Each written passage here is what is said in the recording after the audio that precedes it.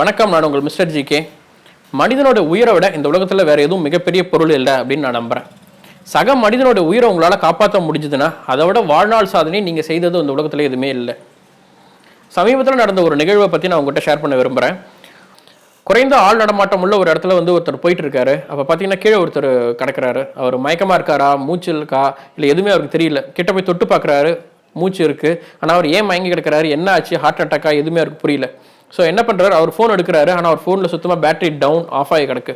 So அப்போ என்ன பண்ணுறாரு, அவரோட உடம்புல தேடுறாரு. அவர்கிட்ட ஒரு ஃபோன் இருக்குது. எடுத்து பார்க்குறாரு, அது ஐஃபோன். அந்த ஐஃபோன் எப்படி ஆப்ரேட் பண்ணுறது, அது ஏற்கனவே கீபேட் லாக் பண்ணியிருக்குது ஸ்க்ரீன். ஸோ இந்த ஸ்க்ரீன் லாக் எப்படி அவருக்கு ஓப்பன் பண்ணுறது எதுவுமே தெரியல. அப்படியே நேரம் கடந்து போகுது. பக்கத்தில் பார்க்குறாரு, யாருமே இல்லை. ஏதாவது வண்டி வருதாகிறதான்னு பார்க்குறாரு, இது எதுவுமே இல்லை. ஸோ அவர்கிட்ட ஒரு ஃபோன் இருக்குது, பேட்டரி இருக்குது, எல்லாமே இருக்குது. ஆனால் அதோட ஸ்க்ரீன் லாக் ஆகிருக்கு.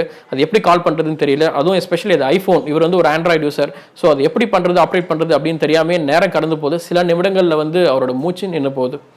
ஸோ இது ஒரு சோகமான சம்பவம். ஸோ ஒரு ஃபோன் இருக்குது, அதில் பேட்டரி இருக்குது, எல்லாமே இருந்துமே ஒருத்தரை காப்பாற்ற முடியாத ஒரு சுச்சுவேஷன். ஸோ இந்த மாதிரி சுச்சுவேஷனில் என்ன பண்ணலாம் அப்படிங்கிறத தெரிஞ்சுக்கலாம்.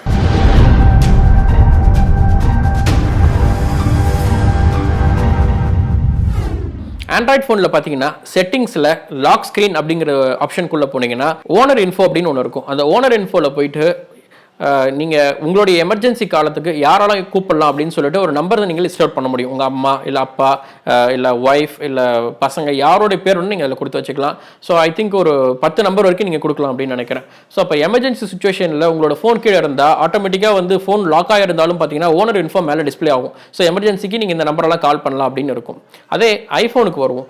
ஐஃபோனை பொறுத்த வரைக்கும் பார்த்தீங்கன்னா எமர்ஜென்சி SOS அப்படின்னு செட்டிங்ஸில் ஒரு ஆப்ஷன் இருக்கும். அது உள்ளே போனீங்கன்னா மெடிக்கல் ஐடி அப்படின்னு ஒரு ஆப்ஷன் இருக்கும். அந்த மெடிக்கல் ஐடியில் உங்களுடைய நேம், உங்களுடைய பிளட் குரூப்பு, ஸோ உங்களுடைய ஏதாவது அலர்ஜிஸ் இருக்கா, சிம்டம்ஸ் அப்படின்னு கம்ப்ளீட்டாக உங்களுடைய மெடிக்கல் ரிப்போர்ட்டையும் நீங்கள் அதில் டைப் பண்ணி வைக்கலாம். ப்ளஸ் எமர்ஜென்சி கான்டாக்ட்ஸ் யாரெல்லாம் கால் பண்ணலாம் அப்படின்னு சொல்லிட்டு ஒரு 10 நம்பர் வரைக்கும் நீங்கள் ஆட் பண்ணலாம். ஸோ இந்த மாதிரி ஒரு ஆப்ஷன்ஸை எமர்ஜென்சி SOS வச்சிருக்கலாம்.